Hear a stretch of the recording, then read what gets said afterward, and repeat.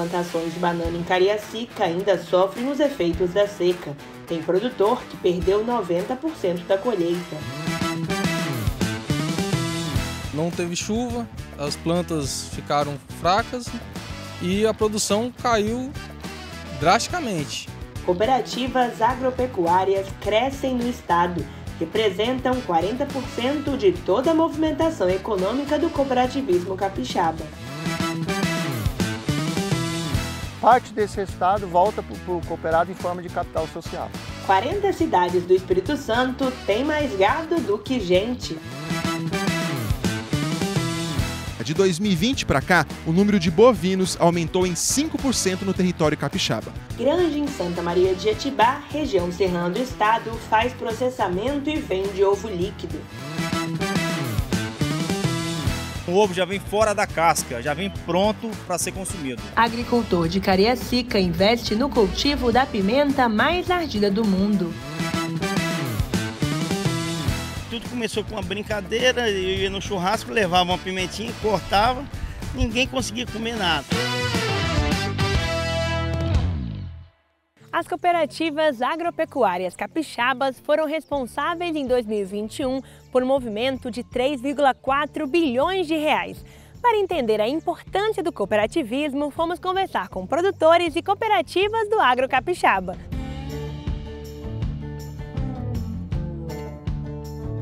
Ignaldo e Isaura têm uma pequena propriedade rural em Santa Maria de Jetibá, região serrana do estado. São agricultores familiares. Aprenderam com os pais que dentro de um pedacinho de terra é possível produzir de tudo. Frutas em abundância, milho, feijão e principalmente o café. Fonte de renda da família que faz muita diferença. Esse ano a gente teve uma produção assim bem boa de café. A gente passou bastante ali, se aproximou de 150 sacas limpas, né, nas lavouras que a gente tem aqui na propriedade. E assim, tivemos uma produção bem satisfatória. Também já colhemos algumas lavouras de eucalipto, né, que a gente sempre divide em talhões para todo ano ter um pouco de renda com eucalipto também. Toda a produção do Ignaldo vai para a Cooperativa Agropecuária Centro-Serrana Copeave. Além da venda, ele compra insumos, recebe orientação técnica e tem garantia de que vai receber o preço justo pela sua produção. Antes de ser cooperado, a gente ficava correndo de lá para cá numa loja ou outra, sem saber se a gente tinha a qualidade que a gente precisava e o preço que a gente precisava. Depois que a gente tornou cooperado, a gente sabe que ali a gente encontra, como eu falei, os melhores produtos com a melhor tecnologia e com o melhor preço. Assim como ele, muitos produtores participam de cooperativas, que têm como objetivo dividir igualmente os lucros e também as responsabilidades. No Espírito Santo, as cooperativas agropecuárias foram responsáveis por movimentar 3,4 bilhões de reais em 2021, de acordo com o Anuário do Cooperativismo 2022, divulgado recentemente pelo Sistema OCB Espírito Santo. No ano passado, o agronegócio foi responsável por 40,4% de toda a movimentação econômica do cooperativismo capixaba, valor quase 42% maior do que o registrado em 2020. Isso representa a pujança, a força desse modelo societário, muito especialmente o desenvolvimento local sustentável e social, fortalece o pequeno agricultor familiar. Ele sozinho teria muitas dificuldades, mas junto numa cooperativa, que é a empresa deles, o CNPJ deles, eles conseguem alavancar a sua produção, a produtividade, qualidade e principalmente colocar esses produtos no mercado. Resultado positivo de uma história que começou muitos anos atrás. Na década de 60, seu Argeu acompanhou de perto. Foi um dos 20 fundadores da Copeave. Ele lembra com orgulho de como tudo começou. A agricultura começou a crescer e ficou difícil para se comprar produtos para pequenos produtores. Aí a decisão foi se unir e constituímos em 6 de setembro de 64 a nossa Copeave, Cooperativa Avícola de Santa Maria de Jetibá, e foi a solução dos pequenos produtores.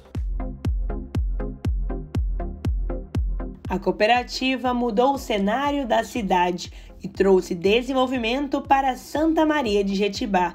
De uma simples cidade do interior, hoje uma terra com potência nacional. Santa Maria sem a cooperativa hoje não seria a cidade que é. Com certeza seria bem menor, não é? Porque a cooperativa aqui deu início ao crescimento da nossa cidade. Aqui não tinha nada, vamos dizer, em 76, 80, nós não tínhamos aqui estrada asfaltada, não tínhamos comunicação, não tínhamos nada, né? E a cooperativa fez com que conseguiu alavancar o início do crescimento da cidade. Hoje a Copeave tem mais de 18 mil produtores cooperados. É considerada uma das maiores cooperativas capixabas. Está no ranking das maiores empresas do agro do estado. Junto com outras cooperativas, traz vantagens para os produtores rurais. Tudo que o produtor produz, né, a cooperativa dá suporte para ele conseguir acessar os mercados, né? E também, para ele produzir, ele precisa de insumos, assistência técnica. Então, isso aí, tudo a cooperativa dá suporte a ele. A cooperativa só trabalha com produtos de qualidade, os insumos de qualidade para a produção do seu cooperado. E também a segurança das infraestruturas que a cooperativa oferece. Armazém de café, entreposto de ovos, né? Recria de aves, agora recria de bovinos, condomínio leiteiro que o cooperado pode acessar, condomínio avícola. Então isso tudo são uma série de fatores que dão segurança aos cooperados. E também, depois disso tudo, o resultado da cooperativa, parte desse resultado volta para o cooperado em forma de capital social.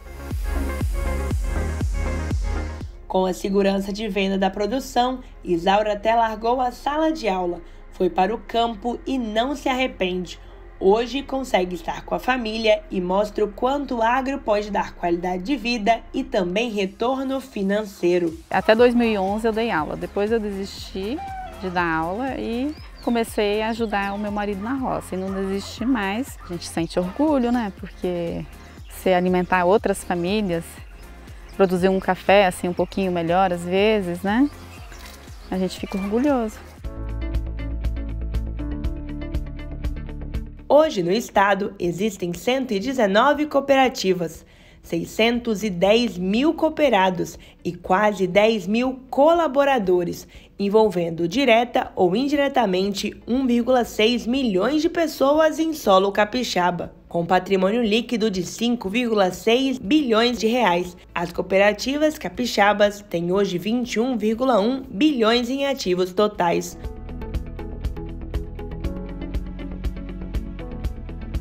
Outra cooperativa de Santa Maria é a Café Serrana, que comercializa mais de 40 produtos, entre frutas, verduras e legumes.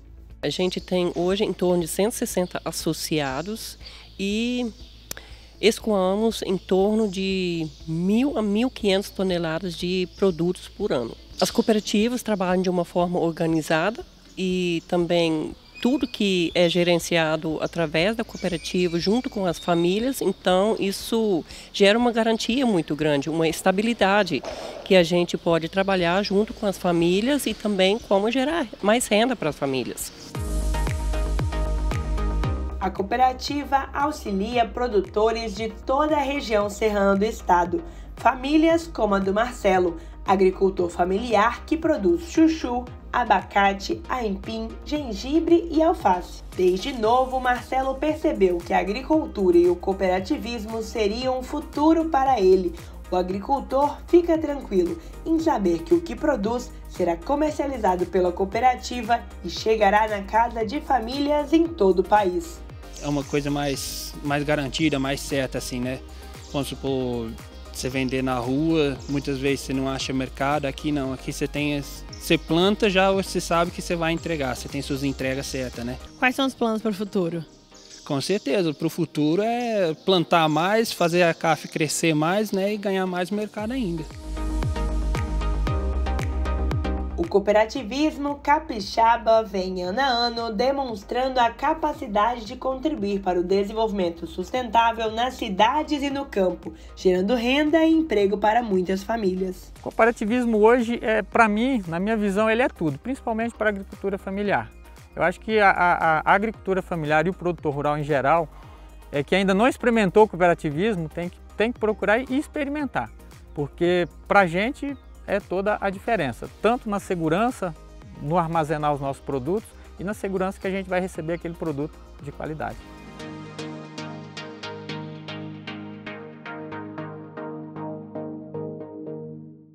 Você sabia que no Brasil tem mais boi e vaca do que gente? E um estudo recente do IBGE revelou que só no ano passado o Brasil bateu recorde com 224 milhões de cabeças. No Espírito Santo, mais da metade dos municípios tem mais gado do que habitantes, mostrando a força do agronegócio e da pecuária para o Espírito Santo e para o Brasil. Eles estão em alta. O rebanho bovino no Brasil bateu um recorde em 2021. De acordo com a pesquisa da Pecuária Municipal do IBGE, o país fechou o ano com 224 milhões de cabeças de gado, número 4,22% maior que o total de habitantes do país, que é de 215 milhões de pessoas. O presidente da Associação dos Criadores de Nelore do Brasil afirma que os nossos bovinos têm forte destaque no mercado comercial. A pecuária bovina é a única atividade comercial presente em todos os municípios brasileiros. O mercado internacional cada vez deseja mais os nossos produtos, seja carne, seja produtos lácteos. Da vaca e do boi se aproveita praticamente tudo. E é por isso que a pecuária é tão importante para o desenvolvimento comercial do Brasil. Esse setor acaba puxando vários outros na balança comercial. O país tem o maior rebanho comercial do mundo e é o segundo maior produtor de carne. Nosso país é o maior exportador de carne bovina do mundo. E também o mercado interno cada vez deseja mais os nossos produtos. Entre os estados com maior percentual de gado está o Mato Grosso do Sul, Minas Gerais e Pará. Apesar de pequeno, o Espírito Santo também desponta na pecuária. São 32 mil propriedades ligadas ao setor, seja de corte ou de leite. O Espírito Santo é um estado extremamente importante dentro do setor pecuário. Tem em torno de 1% da população bovina brasileira. Nós temos aqui no estado em torno de 2 milhões de cabeças. 17.500 para a produção leiteira e 14.500 para a produção de corte. No Espírito Santo, o número de bois e vacas supera a quantidade de habitantes em 40 das 78 cidades. Ecoporanga, Montanha, Alegre, Linhares e Nova Venécia têm mais gado do que gente. E olha, de 2020 para cá, o número de bovinos aumentou em 5% no território capixaba. Agora, se a gente colocar na ponta do papel todos os animais ligados à pecuária, que inclui galinhas, codornas, esse número vai 7 vezes mais da quantidade de habitantes. E olha que no Espírito Santo tem 4 milhões de pessoas. Vitor é pecuarista desde novo. Soma na mesma conta o trabalho e a paixão pela profissão, algo que vem de família. Hoje, com 6 mil cabeças de gado, ele utiliza técnicas modernas para ter uma alta produção, com qualidade de vida para o animal e cumprindo com as normas ambientais. Nós realmente procuramos produzir o máximo por hectare. Nós temos aqui uma produção, uma lotação acima de 4 cabeças por hectare. Nós tratamos a pastagem nossa como cultura, nossas pastagens são 100% adubadas. Nós fazemos IATF, transferência de embrião, então nós fazemos o que há de melhor em termos de tecnologia e procuramos respeitar 100% a legislação ambiental. Criador das raças Nelore, Tabapuã e Angus, Vitor mantém seus animais em confinamento e os vende para frigoríficos da região, faz exposições e negócios com transferência de embriões. Em contato frequente com outros pecuaristas do país, ele defende a qualidade da nossa carne para consumo interno e também externo. Nós exportamos hoje 25% da produção de carne nacional. não falta carne no mercado interno, pelo contrário, está sobrando. Eu costumo dizer, e todo mundo pecuarista sabe disso, exportador de carne, frigorífico sabe, se nós não aumentarmos a exportação de carne, vai prejudicar o negócio de engorda de boi, produção de carne no nosso país. Tem carne suficiente para o mercado interno e tem um espaço muito grande para aumentar a exportação. Para que o produto seja realmente bom e tenha preço, é preciso que desde o nascimento o animal seja bem tratado. O bem-estar no manejo e criação são essenciais para o pecuarista moderno. Um animal doente, um animal machucado, a primeira coisa que ele faz é parar de comer. Então, a importância da nutrição e da sanidade, do manejo bem feito desses animais. Então, o bem-estar ele anda junto, colado, com o lucro que esse produtor vai ter também no final do processo. Ficar de olho nas doenças e vacinas recomendadas para os bois e vacas também é essencial para a saúde do animal e também do homem. Todas as vezes que o produtor pensar em chamar um veterinário na fazenda para tratar uma doença, ele tem que lembrar que a dose de uma vacina é algo muito mais barato. Porque às vezes ele vai pensar, eu tenho quantas cabeças, vou multiplicar essa dose. Mas e se ele tiver um surto pandêmico de alguma doença, quantas cabeças ele vai perder? Então, assim, a prevenção é sempre a melhor alternativa para esse produtor ele conseguir ter um melhor resultado. Então, vacinas são de extrema importância para que esses animais se mantenham sadios e saudáveis. Em 2021, o rebanho nacional aumentou em 3,1%, um crescimento recorde da série histórica iniciada em 1974. Com responsabilidade e sustentabilidade, a cadeia produtiva tem potencial para crescer ainda mais. Hoje temos em torno de 1.300.000 hectares de pastagens. E num futuro próximo, o nosso objetivo é chegarmos a 1 milhão de hectares apenas. E vamos aumentar a população bovina de 2 milhões para 3 milhões de cabeças somente aqui no Espírito Santo. Essa é a forma do pecuarista, do produtor rural capixaba, contribuir para a produção de alimentos, mas em compensação com sustentabilidade e bem-estar animal.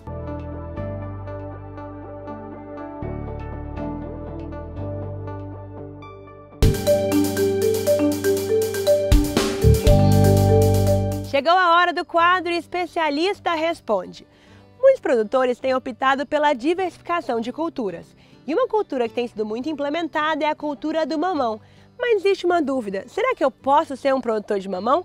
E para responder essa pergunta, hoje eu converso com a especialista pesquisadora Fabíola do Incapé. Fabíola, o que um produtor precisa fazer para ser um produtor de mamão? Bem, basicamente, se uma pessoa quer se tornar produtora de mamão hoje, ela tem que procurar informações a respeito de produção, produtividade, tecnologia, daquilo que já tem disponível, tá? Em relação a tratos culturais, a adubação, também a variedade que ele vai plantar. E aí, uma coisa que eu acho importante a gente destacar é a importância do planejamento. Não dá pra gente ver o preço de um produto lá, tá vendendo, tá em alta esse produto, né? Não. Então eu vou plantar. É viável fazer isso? Não, gente, principalmente que, olha, o exemplo que a gente tem é o que está acontecendo no mercado ultimamente, né? Que de uma hora para outra é preço de gasolina subindo, é o preço de adubo, saco de ureia indo de R$ 47 até há pouco tempo para 200 e tantos reais. Então isso assim, o produtor tem que fazer um planejamento muito grande, tem que se calçar de outras alternativas, e uma boa alternativa também seria o consórcio. E hoje em dia não é qualquer um que entra na cultura do mamoeiro como aventureiro não, porque é uma cultura de alto risco sim. E aí, quais são os tipos de consórcio que o produtor pode fazer? Olha, ele pode estar fazendo assim, por exemplo, esse daqui, que é bem comum, que quando a lavoura já está bem alta, os frutos já estão bem altos, né, começando a ficar bem dificultosa a colheita e começa a ficar cara, já começa a entrar também com uma lavoura de café, porque né, o próprio café que vai sendo adubado ali, o mamão e o café, isso diminui os custos da implantação da cultura do café, né, dilui esses custos e ajuda muito o produtor, né? E você de casa, Tem alguma dúvida, seja da cultura do mamão ou de qualquer outra cultura que você produz aí na sua casa? Manda pra gente que a gente responde aqui no programa. Basta mandar pro meu e-mail, stephanie@folhabusiness.com.br. Eu aguardo a sua dúvida. Você já ouviu falar de ovo líquido? Em Santa Maria de Jetibá tem granja que faz até o processamento e vende o ovo pasteurizado.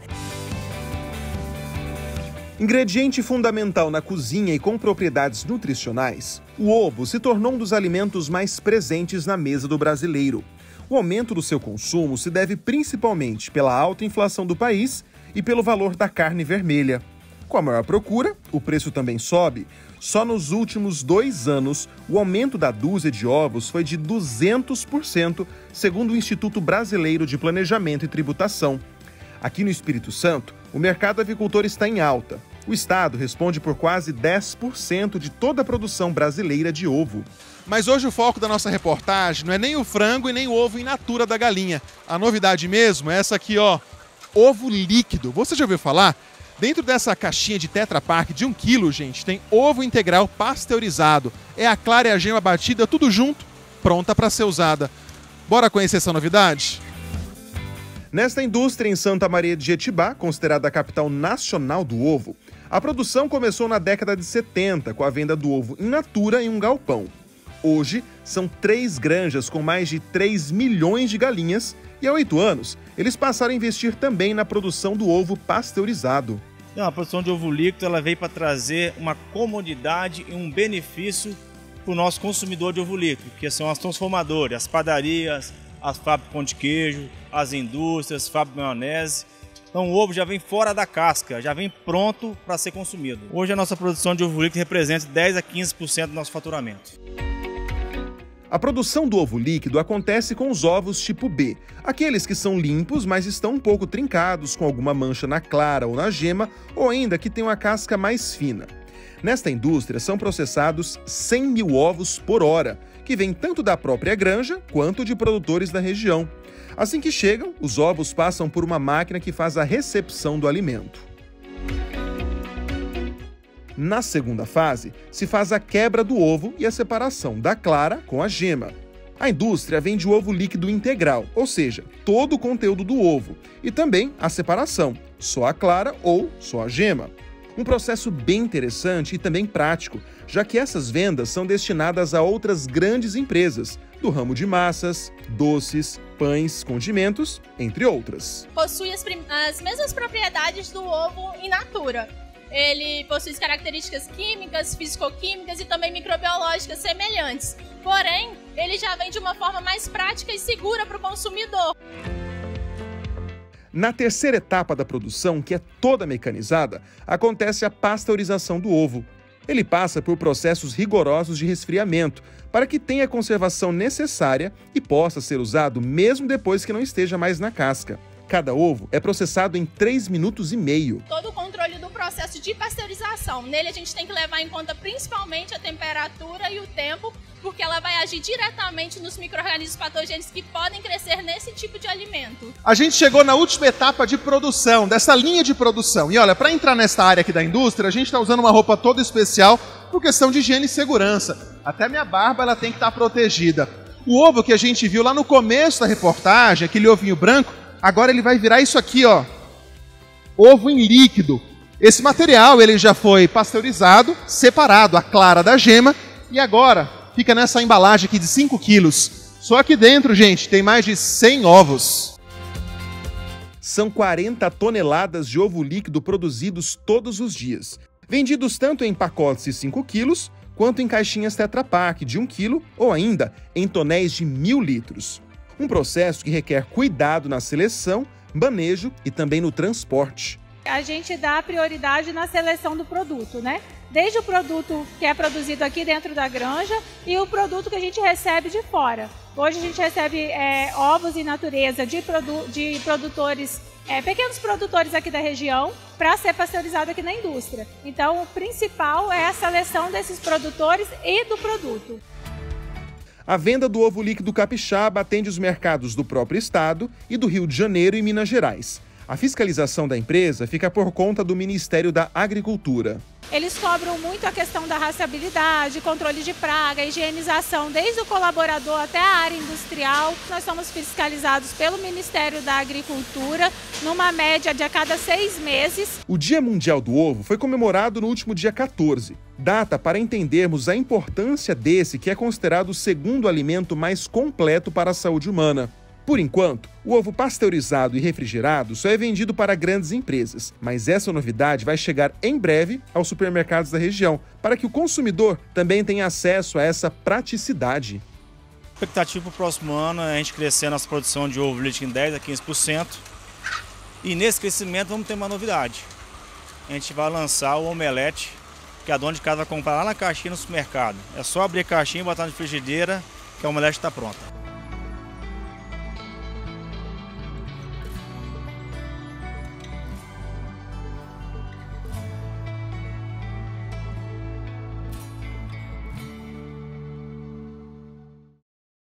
Produtores de banana de Cariacica amargam um forte prejuízo com as estiagens que afetaram o nosso estado.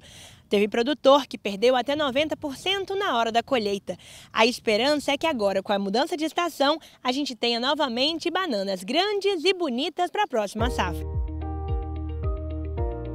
Eduardo é agricultor e trabalha com o cultivo da banana há 10 anos. Sabe bem manejar e cuidar de uma bananeira para que ela produza bons frutos e seja fonte de renda para a família.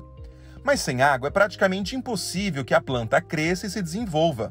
A estiagem deste ano no estado fez a plantação dele ficar praticamente perdida. Foi bem complicado para a gente, né? Essa falta de chuva, porque a banana que a gente produz aqui é uma banana orgânica, é tudo em terrenos mais secos, né? Então não teve chuva. As plantas ficaram fracas e a produção caiu drasticamente.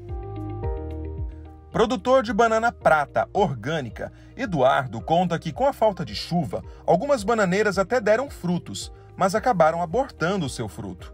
Já os que ficaram no pé saíram muito pequenos e finos, impróprios para o mercado. Aqui na propriedade dele não há irrigação mecanizada.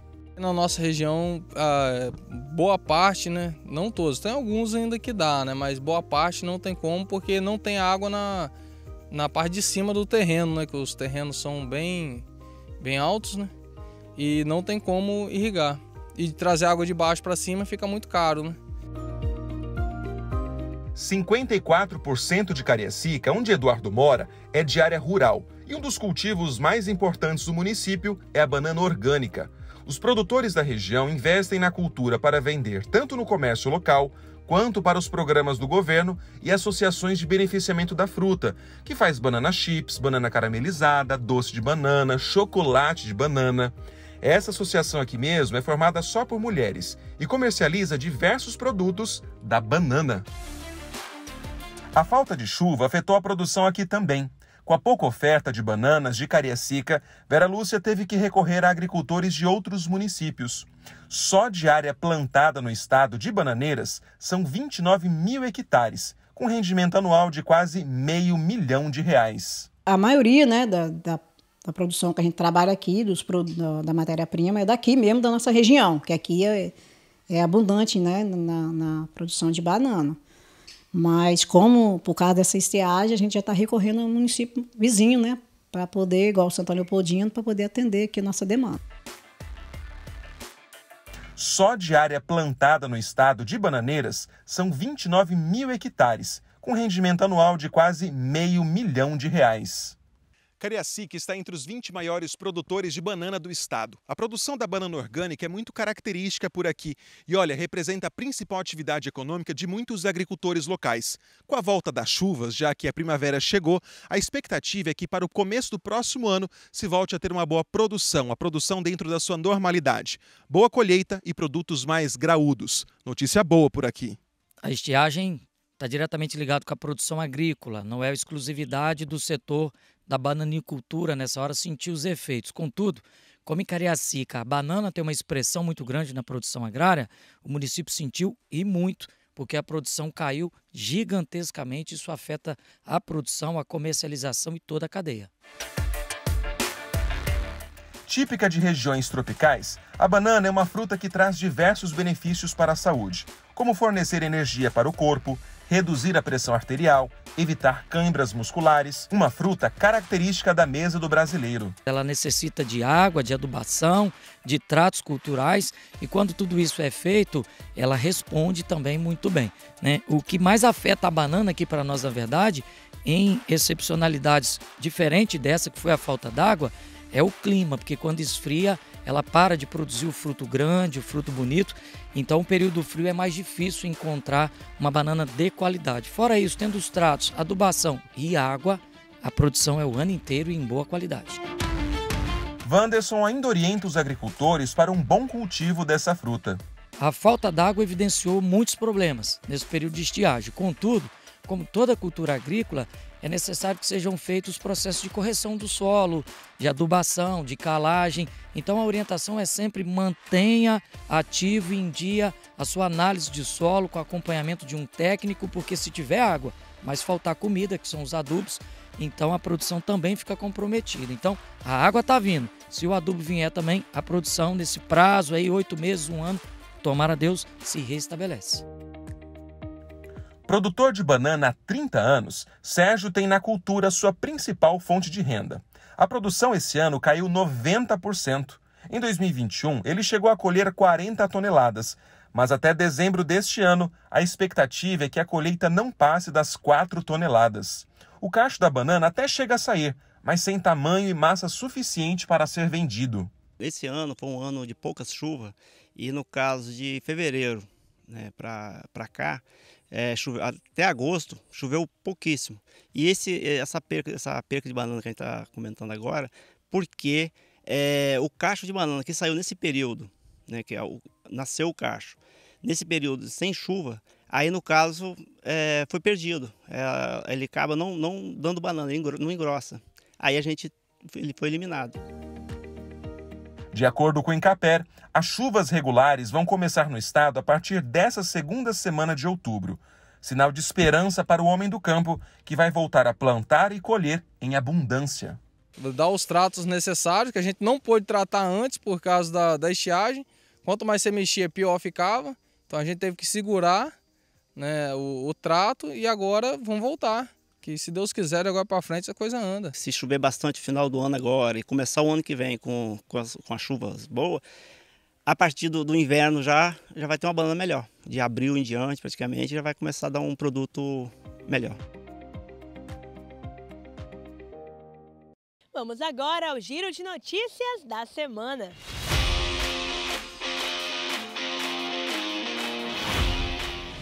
Quase a metade dos municípios capixabas tem pelo menos uma cachaçaria registrada.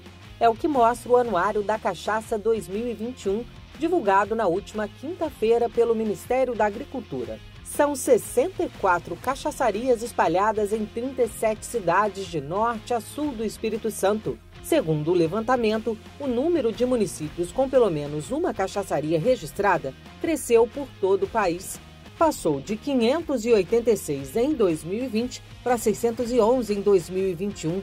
Apesar desse aumento, houve diminuição de 2% na quantidade de estabelecimentos registrados no mapa. A região sudeste domina o setor, com 620 cachaçarias, 66% do total no país. O Espírito Santo é o terceiro maior produtor nacional, fica atrás apenas de Minas Gerais e São Paulo. A exportação do café brasileiro atingiu 3.386.000 sacas de 60 quilos em setembro, uma alta de 4,5% em relação ao mesmo período do ano passado. Em receita, o desempenho é recorde para os meses de setembro, com um avanço de 49,8% no comparativo anual. Os dados fazem parte do relatório estatístico mensal do Conselho dos Exportadores de Café do Brasil, o Secafé. O preço dos alimentos e bebidas teve queda de 0,51% em setembro, de acordo com o Índice Nacional de Preços ao Consumidor IPCA, divulgado nesta semana pelo IBGE. A redução registrada no mês passado é a primeira desde novembro de 2021. Entre os itens que mais caíram de preço estão o morango, o pepino, a melancia e o leite. Já os que mais subiram se destacam limão, cebola e tangerina. os valores médios mensais do bezerro estão em queda. Na parcial desse mês até o dia 11, o indicador Exalc BMF Bovespa registra média de R$ 2.414. É o menor valor desde dezembro de 2019. A média anual está 4,31% abaixo do registrado em setembro. Quando comparamos com outubro do ano passado, a queda é bem maior, 17,4%. Segundo pesquisadores do CPEA, a pressão vem do crescimento na oferta de bezerro ao longo de 2022 e aos maiores investimentos em genética e inseminação. Estão abertas as inscrições para o Programa de Desenvolvimento de Lideranças Jovens do Agro. O curso é oferecido pela Confederação da Agricultura e Pecuária do Brasil por meio da CNA Jovem. É voltado para pessoas com idade entre 22 e 30 anos que tenham vínculo com a agropecuária e com curso técnico ou superior completo. As inscrições vão até o dia 30 de outubro no site da instituição. Tem agricultor no Espírito Santo investindo no cultivo de pimenta Carolina Hippie, considerada a pimenta mais ardida do mundo. O que começou com brincadeira, hoje é sinônimo de rentabilidade e sustentabilidade. Elas se destacam de longe. O vermelho vivo é bem característico. A pimenta é uma planta de sabor ardido ou picante, que pode ser fruto, semente ou condimento. Em países asiáticos, ela é o principal ingrediente para dar sabor à comida. Aqui nas terras brasileiras, a pimenta também é muito utilizada na culinária. Ela dá um toque especial a alguns pratos e lanches. Essa que você está vendo é uma pimenta especial, é a Carolina Reaper, considerada a mais ardida do mundo. A produção dessa variedade começou de uma maneira bem inusitada, uma brincadeira que deu certo. Eu fui passear nos Estados Unidos, visitar minha filha e na casa de um amigo meu lá, que ele é chefe de gastronomia, me deu 5 sementes. Botei no bolso, nós continuamos na farra lá e viemos embora. Depois de um mês aqui, que eu lembrei da sementinha. Botei, pegou as 5 sementes e tudo começou com uma brincadeira. Eu ia no churrasco, levava uma pimentinha, cortava, ninguém conseguia comer nada. Aí começaram a me xingar, já vem esse camarada com essa pimenta. Aí cada um pedia, faz um molho, faz uma conserva, faz isso para mim. Eu veio a ideia, vou comercializar. Aí desses 5 pezinhos, trouxe para cá, para a roça, plantei e deu certo e agora estou só ampliando. Dos 5 pés em 2019, hoje já são quase 1.000 pimenteiras. Produção que está dando certo e que cresce a cada dia. Rodrigo, que trabalhava com uma variedade de serviços, hoje se dedica única e exclusivamente ao cultivo da pimenta Carolina Reaper. Essa pimenta é originária da Carolina do Sul, nos Estados Unidos. Tem uma aparência brilhante e de toque áspero e uma cauda em formato de ferrão. A pimenta, ela é melindrosa, essa pimenta, né? Porque como ela veio de fora, né? Tem certos tipos de cuidado que tem que ter com ela. Você tem que passar aqui no cultivo de 2 em 2 dias para ver se tem algum fungo, se tem alguma bactéria, se você tem que cuidar, botar um adubo, né? Sempre estando olhando. Mas fora isso, ela é uma pimenta maravilhosa. A pimenta Carolina Reaper é uma pimenta extremamente forte, né? É uma pimenta que não é muito gastronômica, difícil combiná-la, né, com os pratos, difícil até mesmo a sua utilização. Realmente é para o uso daqueles apaixonados por pimenta. Mas se a gente for pensar, o ideal é que ela possa ser utilizada em pratos também bastante fortes, bastante potentes, como a feijoada, como a rabada, ingredientes realmente que combinam mais facilmente com a força dessa pimenta. É uma pimenta realmente para aquele que é apaixonado nessa experiência que sem dúvida é única. O trabalho foi dando certo e o gosto pela pimenta também. Ele que começou de maneira amadora, fez cursos, buscou assistência técnica e hoje faz da pimenta a sua principal fonte de renda. Ah, e uma curiosidade, nem de pimenta o Rodrigo gostava antes, sabia? Na realidade, eu nem comia pimenta, nem botava uma gotinha lá, nada. Mas como hoje eu faço sozinho, eu tenho que degustar tudo, tenho que provar. Então, quando eu acabo de fazer meus produtos, eu vou dormir com a boca calejada. A variedade é grande nos produtos do Rodrigo. É pimenta em conserva, molho de pimenta, molho de mostarda, barbecue, com azeite e gourmet, geleia dos diferentes sabores. A clientela é fixa e toda semana ele precisa levar uma boa quantidade nas feiras livres, Ceasa e churrascarias da região. O foco agora é experimentar a Carolina Reaper dos diversos jeitos. Como o Rodrigo me convidou e desafiou e eu não nego fogo, agora eu vou experimentar essa que é considerada a pimenta mais ardida do mundo, Rodrigo? Com certeza. Vamos lá, fazer o teste. Vamos fazer o teste. Não precisa ser tão generoso não, tá? Mas vamos lá. Ó, só um pedacinho só para você degustar mesmo. Tô vendo. Só uma tirinha só. Vamos lá.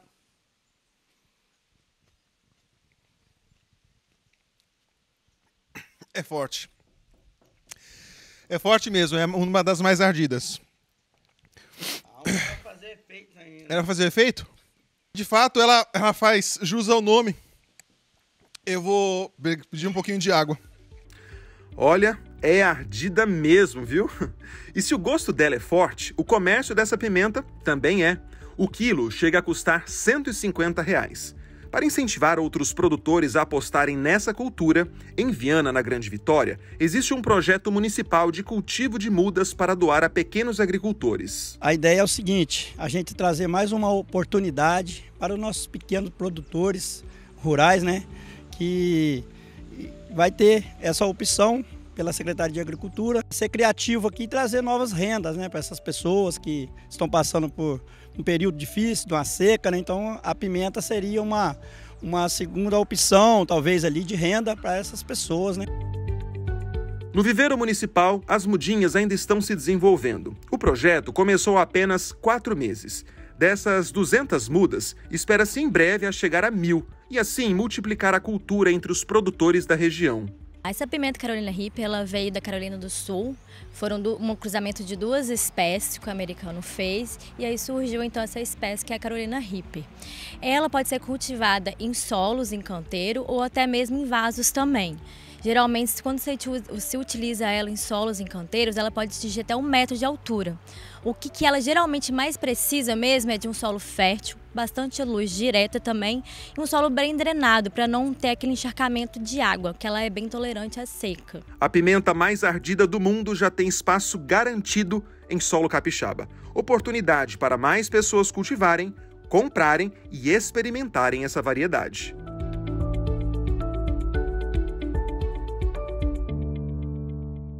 Considerada a maior árvore do Espírito Santo, o Jequitibá rosa, de 47 metros de altura, está localizado em João Neiva, norte do estado. A árvore carrega muita história e imponência e é um dos pontos turísticos do Espírito Santo. Nossa equipe foi conhecer.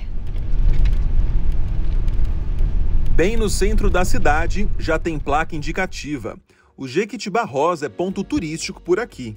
Para chegar lá, a gente pega a estrada sentido ao povoado Barra do Triunfo. A rota é pelo Caminhos do Campo, em João Neiva.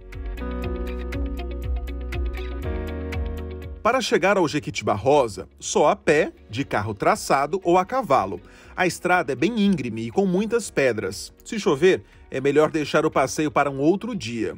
Do centro da cidade até a árvore dá exatamente 1 hora de carro. Muita gente vem de outras cidades, né, para vir aqui em João Neiva para conhecer o Jequitibá rosa, né? Fazem caminhadas, vêm aqui de bicicleta, moto, né? Às vezes é um pouco difícil chegar aqui de carro, mas as pessoas vêm até um certo ponto de carro e depois fazem essa caminhada até o Jequitibá rosa.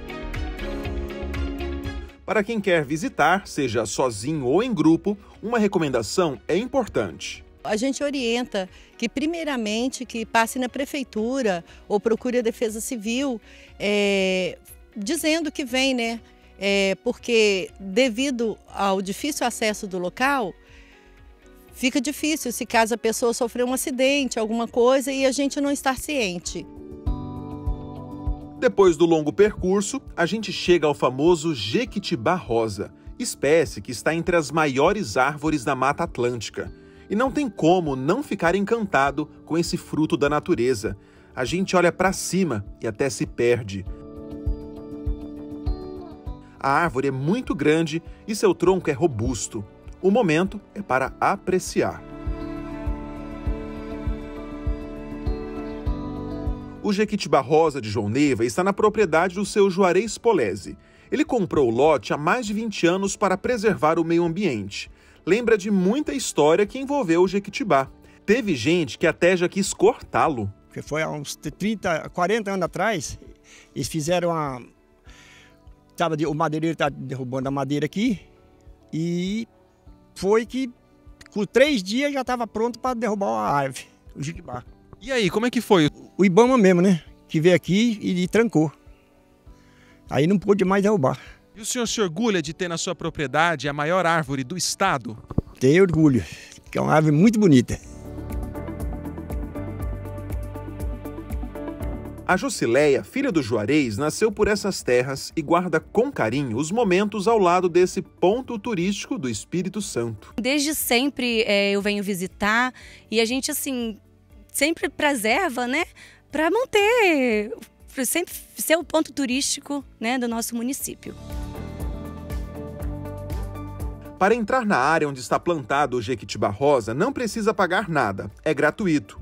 A visita pode ser feita a qualquer dia e horário, mas existem regras para ser um bom visitante. A única coisa que a gente sempre pede é para não deixar o lixo, a gente sempre ressalta isso, para não deixar o lixo, e também para não riscar raízes da árvore, né? Porque, querendo ou não, deixa uma marca feia na nossa árvore. O Jequitibá rosa aqui de João Neiva é considerado o segundo maior do Brasil, com 47 metros de altura. Ele só fica atrás para uma outra espécie de Jequitibá que está na Bahia. Isso por causa de 1 metro. Lá do outro estado tem 48 metros. Olha, é uma árvore linda e imponente que faz jus às suas medidas e à sua história. De acordo com cientistas, são 800 anos de existência.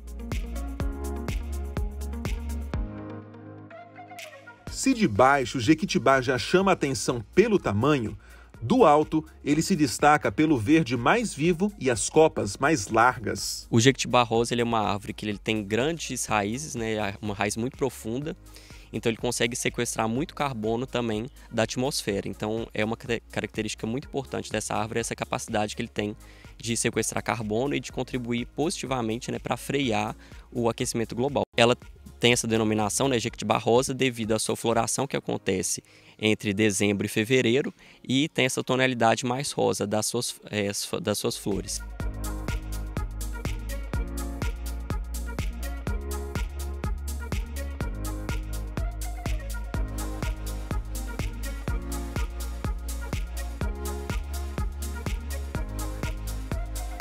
Que linda essa árvore! Esse Jequitibá tem muita história e ainda hoje a gente vai te contar. Mas agora vamos conferir como se comportou o mercado de café essa semana.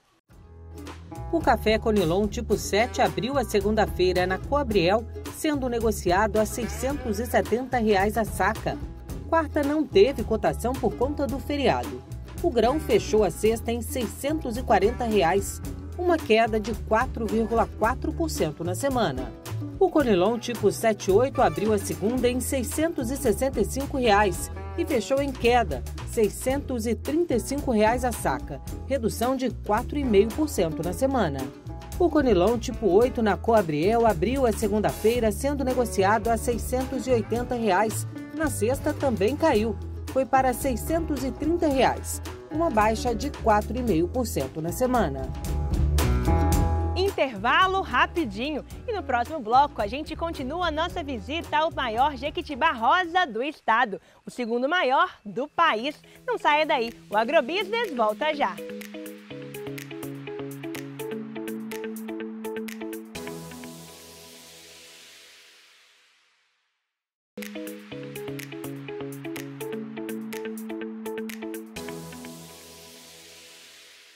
De volta ao Agrobusiness, vamos conhecer mais sobre o Jequitibá rosa de João Neiva.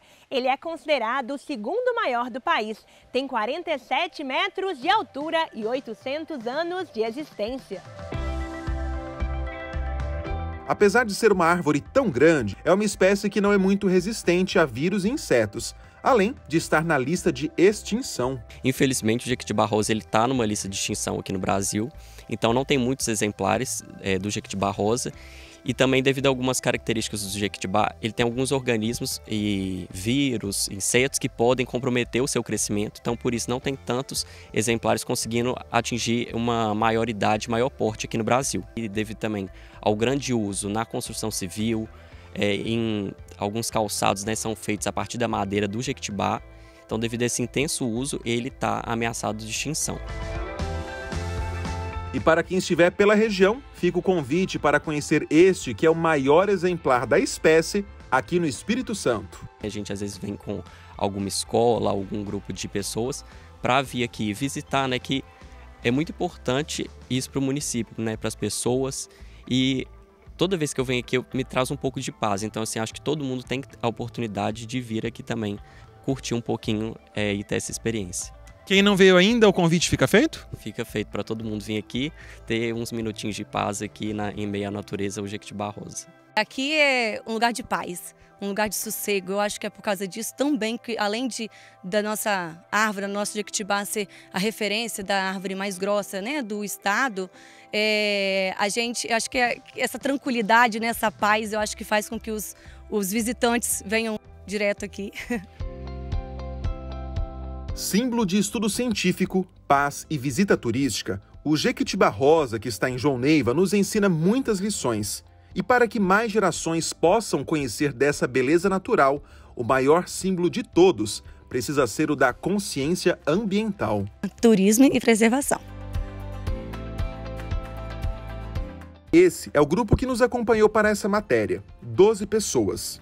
E esse é o abraço simbólico em torno da nossa maior árvore do estado, que a gente possa preservar para nos orgulharmos do que temos.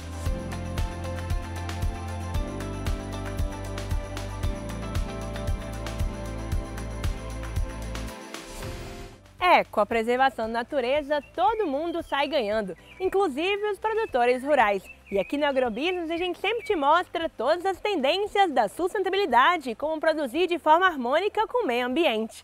Até domingo que vem, eu espero você e sua família. Obrigada pela companhia e tenha uma ótima semana. Para saber mais sobre o mundo agro, confira a coluna Agrobusiness no folhavitória.com.br. E no nosso canal no YouTube e Instagram, @folhabusiness. E também no meu Instagram pessoal, stephanie.agronomia. Eu espero vocês nas redes sociais.